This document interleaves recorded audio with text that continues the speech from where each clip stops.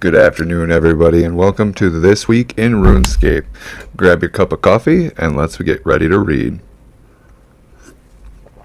Alright, this week in RuneScape, we have the Kandarin Area Graphical update from the 15th of January. Sorry, this is coming out a day or so late. Been a little bit busy, but we have the Gielinor Glow Up continues. How pretty is Kandarin right now? Currently, we have the active events as the Birthday Buff Bonanza. It is active until January 21st here. Continuing on, we have the graphical area update. Down here, we have a video you can watch that they post on YouTube. It says, Gielinor's largest kingdom gets a graphical overhaul today, including dramatic lighting and extensive terraforming. The team has added a formidable mountain range to the skyline and laid down a carpet of lush and lovely grass throughout. Kandarin never looked so good. Check it out on the comparisons below. And here you have the comparisons of before and after. It's very nice to see all these places getting graphically reworked. I think it's about time. They're doing a good job piece by piece. Moving on, we have the avatar licensing and form. Alright, moving on, we have the meat and potatoes of this. We have the patch notes, the fixes and improvements this week.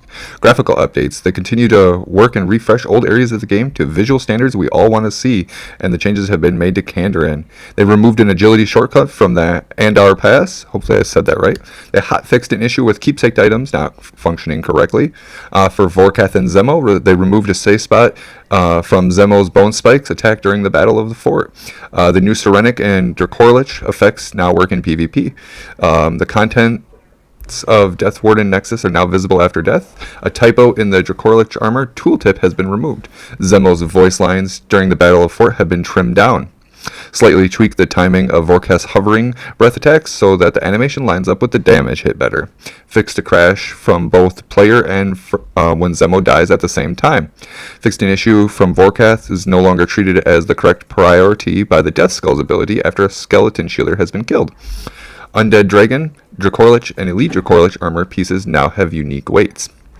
In general, Ancient Awakening cutscene progression without interruption while the player is wearing the Ring of Death.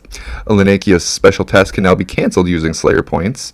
Fixed an issue that caused Death Warden armor set tier 50 and 60 to stretch while the rock climbing animation is played. Stretching does not occur when equipping the Skull Lantern from the 20th anniversary cape override. The stretching of the augmented Skull Lantern doesn't occur on any obstacle in the Prif Agility course anymore. The Christmas Warsuit is now displayed correctly. It removed multiple force walk tiles in the Grand Exchange. Attuning the boss portal to a certain boss now matches the voice line. A Clockwork Syringe quest now points towards the player's current player-owned house instead of the Polovinch player-owned house. The starting location on the Gower quest now leads to Andrew Gower. Fixed an issue where players were unable to rest while the Running Scared override was applied. The clicks box is now aligned for the model of Tolana's human form during the quest A Soul's Bane. The blocking has been removed from the fence gaps in Evil Dave's house. The Cake Cat keepsake stays in the keepsake interface after logging out of the game. A black background screen has been added to block the view from everything until everything is loaded in your player-owned house.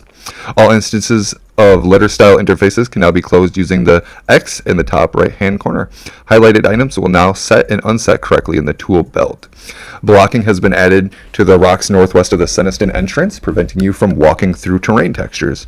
The XP from the Troll Invasion reward book is now correctly based on the progress made. Fixed an issue with Abyssal Lords, Abyssal Savages, Abyssal Beast from dropping items from the Wilderness Shared Drop Table. Using Sunshine and Death Swiftness with Planted Feet perk now will last 37.8 seconds to match Greater Sunshine and Greater Death Swiftness, respectively. Greater Sunshine and Greater Death Swiftness have had their tooltips amended for more accurate information. Summoning reinforcements with God Wars 2 should no longer be able to enter a state where they attack the player if the player uses an AoE attack on a summoning familiar. The Bladed Dive ability can be used with non-weapon, offhand items, and non-main hand items after unlocking it from the Shattered Worlds reward shop. The Skull Scepter can be crafted if the player has another Skull Scepter keepsaked. Reward caskets no longer drop items on the ground if opened in short succession, i.e. spam clicking. The inventory space required to open the Treasure Trail reward caskets was increased by 1. 10 inventory spaces are now required to open the reward casket. The buffs from the Golden Cape Hunt are now expire as intended. The Blink boss no longer disappears after raising the pillar at the very last moment. The Terralith, Tempest, and Primeval sets, including the Acto variants, have all had their tooltips updated to better reflect how many pieces are required to unlock the defensive ability cooldown reset chance. This is a visual change only and does not affect the mechanical change. Reverting the Crystal Hatchet to the Dragon Hatchet will now show confirmation message and won't use 4,000 Harmonic Dust. Fixed an issue in the Wilderness teleport or Sword teleport. Players now should be able to use the teleport to the Wilderness flash events without waiting 45 minutes for the cooldown to be over if the teleport action was blocked. Linnetia's neck has been fixed, and there's no longer holes in the texture where the chat interface. The fountain in the east of Falador has been added back. Fixed lighting and shadowing in Varrock and the fort. Script's error during the heist sequence during the Heart Stealer quest has been fixed. That was a tongue twister. To get through. But moving on, we had the community. What's going on in the community? Here we have ideas and some creations by the community, such as like this cool Conjure Beast. This kind of pixel art right here. I love it.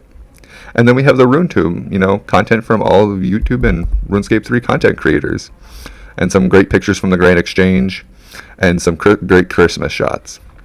And last but not least, we end up with the Pink Skirt player events. This week, we will have Soul Wars hosted by them on the 15th at 21 game time. We'll have the Penguin Tour, which is on the 17th at 2000 game time in World 60, and you start at the Edgeville Bank. And then we have a special buried treasure one going on Saturday the 20th at 1800. And this will be hosted on World 117. All right. And then we have, I guess we have one last one with the community spotlights. So Fast SC is turning 15-year-old this month. So I've put together a fabulous 15 fabulous events across the next 15 days.